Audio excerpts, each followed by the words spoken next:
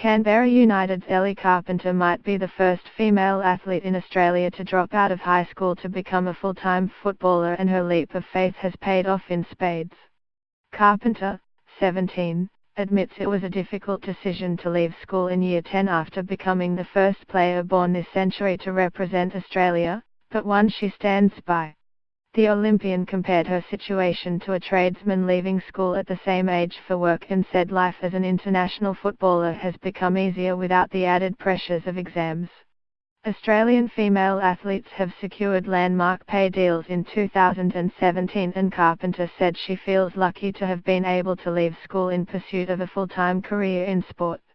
It was just too hard to do everything when I was at school, and being a full-time footballer is a lot easier now that I can just concentrate on my career, Carpenter said. I was only able to leave school in Year 10 because there is a pathway now, and it's a full-time job if you play overseas as well. I pretty much left school to just continue my job, and I count myself lucky for coming in at the right time, as some people would say. It's great there are those options now for women in sport, and the way women's football is growing and keeps growing. By the time I retire it will be in a really good place. Carpenter grew up in Canberra and praised her parents for racking up some serious kilometres behind the wheel for her training, and said she was loving life at United after moving from the Western Sydney Wanderers this season. Mum and Dad and Nan have always been there for me and driven me countless hours at ridiculous times of the day. I can't thank them enough, Carpenter said.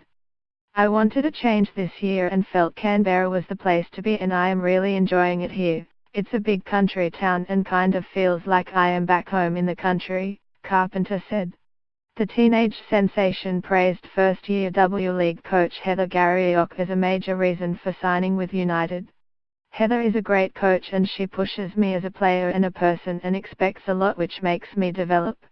I just wanted to be pushed, and I think this is the right environment for that, Carpenter said.